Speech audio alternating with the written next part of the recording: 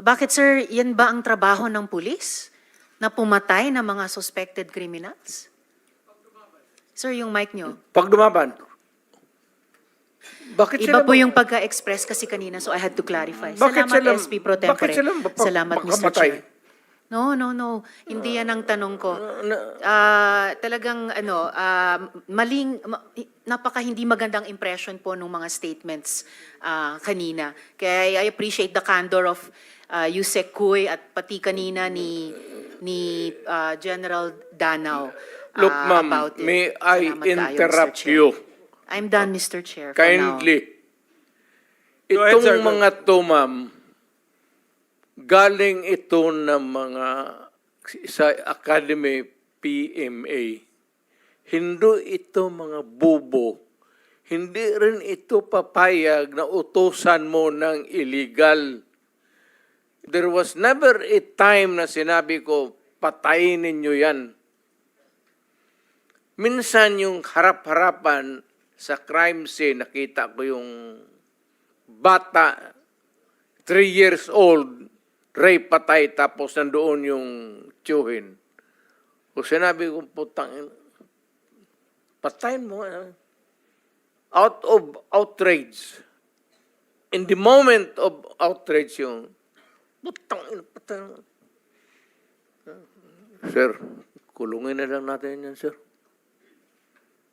Ano nangyari doon, Mr. President? Yung insidente na yun, napatay nga yung tito? Pinatay? Hindi. Hindi. Alam na alam ko po na matatalino mga taga-Philippine Military Academy. Hindi po yan ang issue. Ang kinaklarify ko po ay kanina sinabi nyo na in-encourage nyo ang PNP na i-encourage yung suspect na lumaban. Yes. Para mapatay, para Yes. masabing nanlaban. Correct. Correct. Para That was a very ma-minimize. incorrect. Correct, yes. Very incorrect po, if I may Yes, say as a it's not, civilian, sa okay, professional police. It Salamat depends kayo, on, Mr. Chair. ano na natin yan, ma'am. That's your view, that.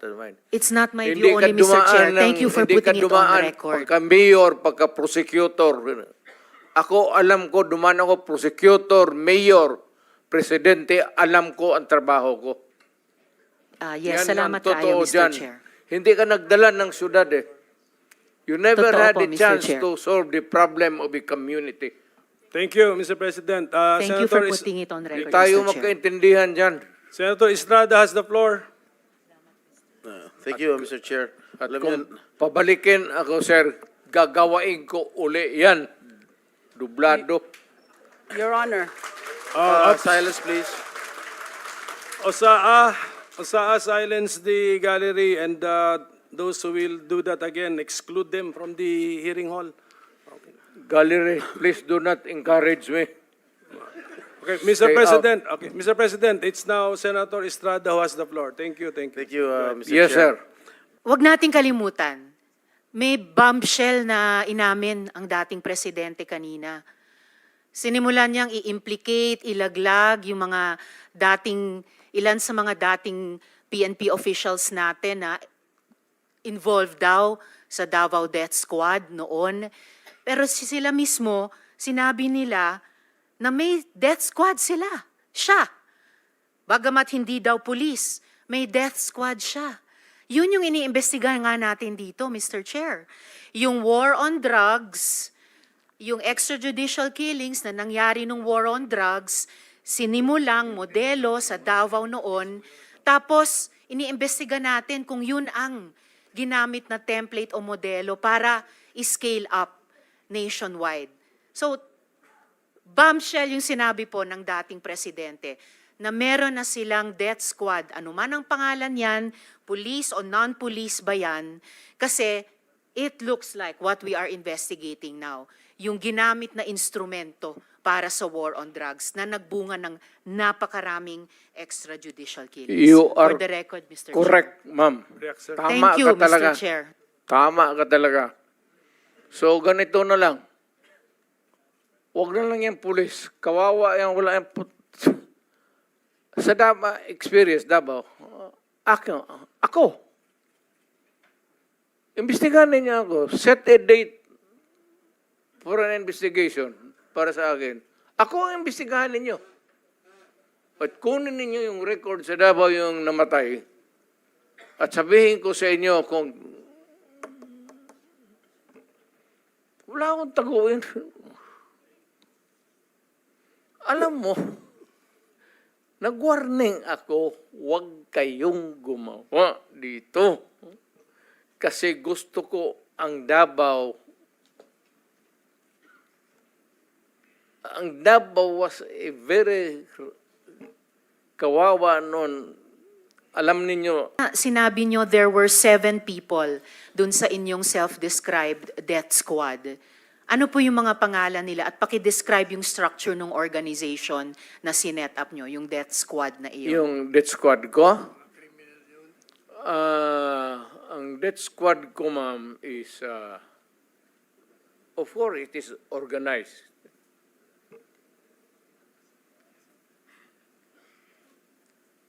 Hanggang dyan lang. Ano po yung structure ng organization na iyon? Against criminals. Hindi po, yun yung task siguro na binigay nyo. Pero anong structure ng death squad niya iyon? Structure against crime and criminals. Ibig sabihin, ano po yung setup? At sino yung 7 yon na miyembro ng death squad Fight nyo? crime. No sir, yung pangalan nung sabi nyo, 7 tao na nasa death squad nyo. Mukhang patay naman sila lahat, ma'am. It's okay sir, ano pong mga pangalan nila? You know, when I was mayor, it's about 43. I am now 73. For the life of me, I cannot remember the name. And ano po yung structure nung 7 yon? Merong bang team leader, may 2 tenyente, then may 4 pa na tao? Ano po yung structure ng organization na iyon? I said I am 73 years old. Hindi ko nga alam kung bakit nandito ako kaharap mo. Sir, I'm sure alam nyo kung bakit kayo nandito. In fact, kayo po yung nagsalita ng pinakamarami sa resource persons. Well, May reward po ba yung 7 iyon sa death squad nyo? Again, ma'am? May rewards po bang ibinibigay sa mga miyembro ng death squad nyo tuwing nakakapatay sila? Police? Police ba yung death squad nyo? Yung Yun ang allegations. Hindi po, yung sinabi nyo kanina. Huwag tayong lumabas dyan. Hindi po ako lumalabas. May ibang lumalabas. O, Yung dito sinabi tayo po ninyong ang death squad, pinag-usapan dito, may rewards po ba yun? is centered sa police na sinasabi na binabayaran. No, sir. Pina-follow up ko yung sinabi ninyo. Ay, yung civilian? Unprompted. So, kung civilian yon, yung sinabi nyo na death squad nyo na 7 tao, may rewards po ba yung 7 taong iyon kapag nakakapatay sila? Ay, hindi, ma'am. Mayayaman yung mga... Maraming gago na mayayaman sa Davao. Hindi Ano mo pong kaya- koneksyon ng mayayaman sa Davao Gusto dun sa pumatay miyembro ng ng mga death kriminal. squad? Because Ibig sabihin, they want their city to be safe. nagbibigay sila, yung Because mayayaman, they ng want rewards sa business to death thrive. squad? Yes, sir. Bago po yan, Mo. sinasabi nyo ba na yung mayayaman sa Davao nagbayad sa death squad para pumatay? No, hindi, ma'am. Si Sila Colonel mismo. Makasait po ba kasama sa death squad na iyon? Sino? Colonel Makasait, kasama po ba sa death squad na iyon? Colonel Makasait. Ma'am, alam mo, sa totoo lang, mahabang istorya to. It's okay, sir. Maikli lang sana Pero kung ang sagot. problema, ma'am, patay na yung tao. Si Colonel Makasait ay patay na. Ayaw kung marami. Police officer in the police department. Pero patay na yung tao. Okay, sir. May Huwag mo rewards akong po ba sila? tanungin kung anong history yung tao na yan, patay na. Okay. May rewards po ba sila, yung mga miyembro ng death squad nyo? Sino? Ako? Magbigay? Yung 7 miyembro, kung sino man ang nagbigay, may rewards ba sila kapag pumapatay sila? Walang reward, ma'am, kung Walang police rewards. yan. Lalo Hindi na ho. police. Bakit Wag- ako magbigay ng reward sa mga... Paiba-iba, hindi po. Trabaho Paiba-iba po nila yung yan. sinasagot nyo eh. Hindi ko tinatanong yung mga pulis. Oo. Tinatanong ko po yung mga miyembro ng death squad nyo. Ah. Binabayaran ba sila kapag nakakapatay sila? Wala. Wala. Okay. So, libre lang yung May I remind the pagpatay. Senator, this is just an intervention. Yeah, sorry. We have to I follow, apologize, we have Mr. to Chair. follow the Yes, order. I Yes, please, submit, please. Mr. Okay. Chair. The time for Senator Estrada has expired. Senator Villanueva for Hindi ko po na-appreciate ang napaka-casual na mga sagot ni dating presidente tungkol sa patayan. At tumatawa at pumapalakpak pa ang ilang kasama dito sa session hall. So siguro, tigilin na natin yung nakasanayan natin na normalize at gawing katatawanan ng patayan. Sir, sabi nyo, when you are confronted by a criminal, you must overcome the resistance. Ibig po ba sabihin na lahat ng na EJK may barel? Kasi kung gano'n, nasa na po kaya yung mga barel? Dapat may libo-libo ng barel sa custody ng PNP. Do you have any thought on that? No, that is you're asking somebody somewhere or to make an accounting which is not possible. That your question cannot be answered here. All right, sir. So, but I think it can be questioned kung hindi nyo kayang i-address, itatanong po namin sa PNP. Sabi nyo rin po kanina, you take full legal responsibility for the consequences of the drug war. Yes. Kanina rin, Yes. kanina rin sabi nyo maraming mali. No? So, halimbawa, si Kian de los Santos, menor de edad, hindi armado, nagmamakaawa, pero pinatay ng mga pulis sa drug war. Oh. Do you take responsibility for the death of Kian de los Santos? The criminal act, hindi naman siguro. The death. You take responsibility for his death. Walang maniwala na abogado sa akin yan. That Hindi would po, be sir. a long shot. Hindi po abogado. Nandito pa lang tayo I sa was Senado, hindi sa referring Korte. to the policy na ginawa ko para sa mga pulis. Yes, sir. Sabi At ko, nagbunga for that, yung I polisiya. take full responsibility Yes, for and that. what about yung bunga ng polisiya na libo-libong namatay kasama si Kian de los Santos? Do you also take full responsibility for that? Because in October 2020, na-quote po kayo na sinabi nyo, if there's killing there, I'm saying I'm the one. You can hold me responsible for anything, any death that has occurred in the execution of the drug war. Noong October ulit, October 21, nung 2021 naman, in a Reuters interview, kinwote kayo na sinabing, if there is any person who is going to prison, it would be me. I assume full responsibility. So, do you assume responsibility for the death of Kian de los Santos, Mr. No. Chair? No. How about Ala- si Carl Alam mo, ma'am, Anthony Nunez? before you rumble on those many things, No, I'm not rambling, Mr. Chair. Very specific yung mga tanong ko. the specific ang law, guilt is personal.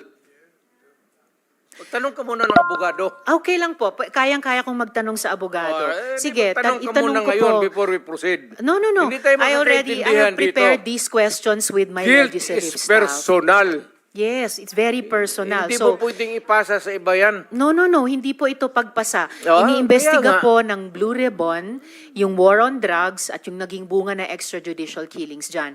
And I am basing my question dun sa mga sinabi ninyo repeatedly, parang tuwing Oktubre nga sinasabi nyo, na you will take responsibility. Correct. So now let me ask you about Carl Anthony Nunez, 20 years old.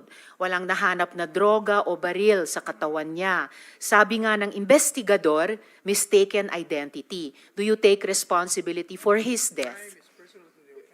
You know, alam mo, yung policy, ma'am, hindi mo nakuha yung policy ng presidente. Nakuha ko po, policy I maker was din po talking ako. about the policy. I take full responsibility yung sinabi ko na war on drugs. You said, Pero sir, kung you can hold me responsible for any death. specific crime, Yes, sir. You spoke hindi about pwede yan. you spoke about At specific saka, crimes. kung sabihin ko, I will take full responsibility, magdating tayo sa korte, hindi naman tatanggapin yan. Well, Mr. Chair, and if the resource person could keep his volume and pitch to a Mr. Chair, normal trying level. to pin me down on Mr. Chair, you are pinned down by your own statements you of cannot. October. You have to pin me Mr. down Chair. lower. I'm not trying to pin you lawfully. down The on exchanges air. are no longer productive. Mr. The hearing Chair. is Do not pin me suspended. down on semantics. Nawagan nyo ba si Senior Superintendent Padilla para i-congratulate siya sa pagpatay sa 3 high-value targets na Chinese nationals na inilagay sa loob ng Davao Penal Colony? Kasi sinabi nyo daw, congrats Superintendent Padilla, job well done. Pero grabe ang ginawang dinuguan. Do you confirm this, Mr. Chair? You call Padilla now because he is lying. I do not know him. And I do not have to congratulate this policemen and soldiers. Trabaho ninyo yan. Why do I have to congratulate you? Magtrabaho kayo dyan. So you do not confirm na tinawagan nyo si I do not- Senior Superintendent Padilla? I only congratulate people with who itong mga police na graduate with honors kasi nagtuturo ako sa Police Academy. May congratulatory message ako. Pero congratulate ako ng ano. Well, Mr. Chair, of course, absolutely hindi naman natin kailangan investigate yung graduating with honors sa academy. Pero yung EJ case sa war on drugs, kailangan talagang kaya natin iniimbestiga. Kaya ma'am, huwag Mr. tayong Chair, umalis dito sa kwartong ito hanggang matapos ang gusto ninyong kunin sa akin. well, Mr. Chair, so yung huling tanong ko for today, for the record, Bakit ano po? tinawag Mr. ninyo Chair. ako dito tapos yan lang ang huli ninyong tanong? May mga colleagues pa yata tayo, Mr. Chair, na magtatanong sa dating presidente. So, for the record, sinasabi nyo ba na ang mga drug users at drug criminals ay dinideserve nilang mamatay na lang kaysa pumunta sa jail? O para i-paraphrase ko si Patricia Evangelista, do some people need killing, Mr. Duterte? Ma'am, presidente ako. Nagagastos ako sa gobyerno. Bakit ako magbubuhay sa mga putang inang yan? Kung yung pera na ipapakain ko dyan sa preso, ibigay ko na lang doon sa mga tao dyan sa walang bigat. So, mas okay Walang pong trabaho. patayin sila kaysa Wala ipreso akong pakialam sila? dyan sa kriminal, ma'am. So, thank you for making that of record. Alam sa kriminal kung saan silang impernong gusto nilang pumunta. Well, Mr. Chair, for the record, You make your own history in this planet. yes, Mr. Yun Chair. ang gusto nilang mangyari. Doon sila sa impyerno at doon tayo magkita. Well, Mr. Chair, wala namang jurisdiction ng Senado sa impyerno. Dito lang sa bansa natin pwede tayong mag-investigate. But doon tayo pupunta. Well, wala po akong ambisyon pumuntang impyerno pa. Pero Mr. Chair, ang Hirain punto kita, lang